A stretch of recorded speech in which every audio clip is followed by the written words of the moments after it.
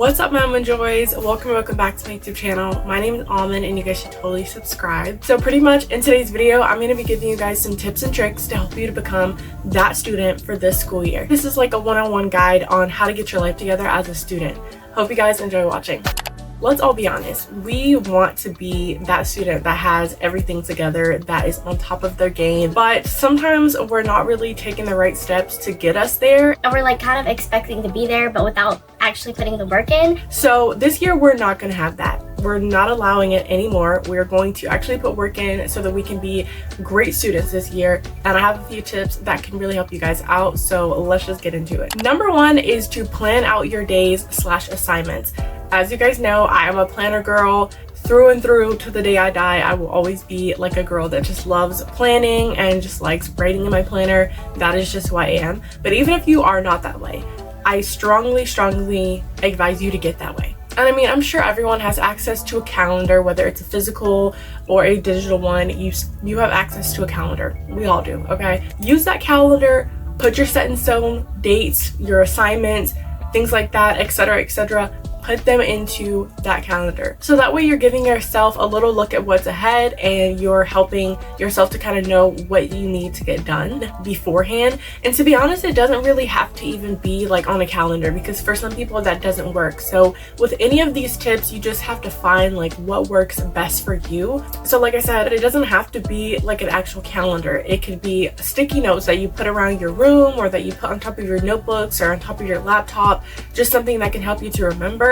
Or even if you need to like set reminders on your phone, because I know those are always good for me too. Little text updates like, hey, you have this coming up, yada. If those work better for you, then do that. But basically any little thing that you can kind of do for yourself to help you be a little more prepared and to know when your due date is or when things are happening, like any little thing that you can think of, then do those things, because that is going to help you so that when you have assignments or when you have events or something going on, you won't be stressed out about it because you already have been expecting it, because you knew it was coming, you had it written down, you had reminders, so it won't be like a surprise and you won't be like stressed out about it. Number two, this one goes in line with the previous tip that I gave you, but it kind of just shows that there always does need to be a balance. And that's with anything in life. As I always say, balance is always needed in every category of your life. So planning is amazing, planning is awesome, but there is such a thing as over planning, and that is something that you don't want to do, because trust me, over planning is worse than not planning at all. Like, you have to have a limit with your planning, because if you start to over plan, then you will easily get overwhelmed and you might not end up doing anything. My tip is to plan with balance. And basically what that means, if you're having a list of things that you want to do, like for example, let's say a to-do list, write down things in order of importance. So the most important thing needs to come number one on the top of that list. The least important thing is at the bottom. And if it's really not that important, then don't write it down. I used to be like that, where I would overplan and I would literally write every single little thing on my list. And that is just not helpful at all. Because if you see that your to-do list is not done, then that kind of goes against being productive. It's like counterproductive. It gives you like a very counterproductive feeling. And so if you want to promote productivity within yourself and just be able to accomplish things that are on your to-do list, then I recommend only putting the things that are important on there. And like I said, if it's not important, don't even bother writing it down. So the main thing that you always want to make sure you're doing is to have those priorities and get those priorities done out of the way first. Let that be like your number one thing. If you have those important tasks you need to do them first. I know some people like to do like the lesser task first, but I don't think that's a good idea. Do the bigger one, so that way when it's actually time for you to do the like lesser or smaller other tasks and priorities, it'll just be like a breeze for you. Number three, organization is key. And this might be a little hypocritical of me to say, but I'm working on myself, okay guys? We are all human, so just as I know you guys aren't perfect, you guys need to know that I'm not perfect, and I'm still working on my organizational skills. That's just me, but I am working on it, because I do find that when you're more organized, just things tend to go a lot better in your life, especially when it comes to organizing your school papers and your book bags and your assignments and things like that. Like, if those things are cluttered and messy, that is definitely going to reflect on your brain, and your brain is going to be the exact same way, and it's going to be very hard for you to focus. It's going to be very hard for you to like do well in school. And so trust me, if those things are cluttered, it's definitely going to show and be evident in your work and in your grades, because those things are going to go lower and lower if you aren't able to, if you're not organized, you're not able to focus. That's just the plain and simple truth. And I mean, if you think about it, if you don't know where something is, like if you have a school assignment but you don't know where it is, then you won't be able to complete it. It's just that simple. So stay organized. That is the tip. Number 4, learn time management. This is a skill that is kind of like do or die, especially if you are in college or high school. This is definitely a skill that you want to have, because if you don't, it will affect you terribly. And I mean, let's just be honest, we all get busy, and even if you are a student, your whole life doesn't revolve around school. So you have plans with your family, your friends, you have events that may come up, you have just different things that happen in life outside of school and being a student. And so things like that will come up, and if you are a very organized and a good student when it comes to time management, then you're able to get your work done, get that out of the way, and you'll still have time to like have a social life and be able to go to those events and plans with your family and friends. So if you don't master this time management, or at least get a little bit good with time management, then you're gonna find yourself saying no to a lot of plans. I will say that you're gonna find yourself cramming last minute to do assignments and having to say no to plans and parties with your friends. Or you're going to say yes to those plans, but then you're going to be falling behind in your work and your grades are going to get lower and lower and lower. Number 5, get proper amount of sleep. There is no way on God's green earth that you are going to be able to only get 3 hours of sleep, function off of 3 hours of sleep, get good grades, study, get all your work done, be in the right frame of mind. There's just no way that that is actually possible. There is no way. And you might say, okay, I don't get 3 hours, I get 5.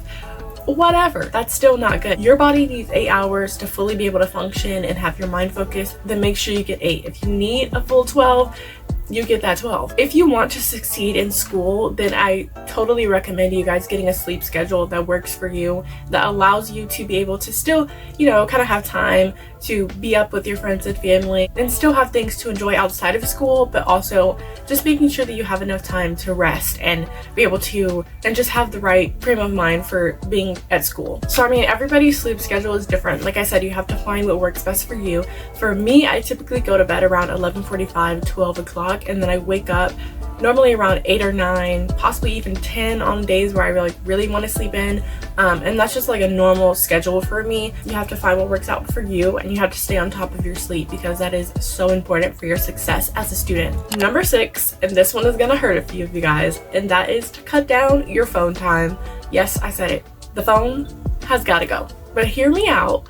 Our phones are a huge distraction sometimes. Like, they just take up a lot of time. You can find yourself saying that you're gonna take a mini break, and next thing you know, you've been scrolling on your phone for like 3 hours.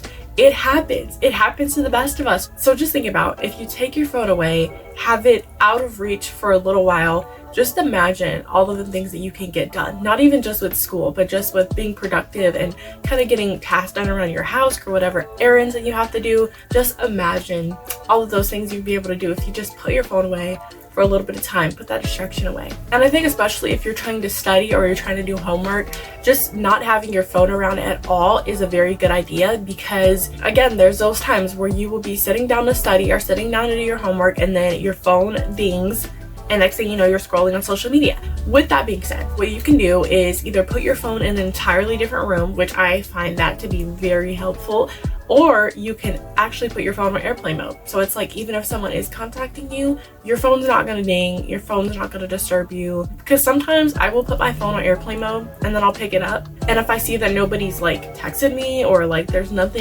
new notifications, I'll just put it back down. But again, if it's on airplane mode, no notifications are coming through. So it's kind of like a trick on your brain if you think about it. So you can do that, or you can put your phone on silent, which that one's hit or miss, especially for me. Some of you guys, just putting your phone on silent will be enough.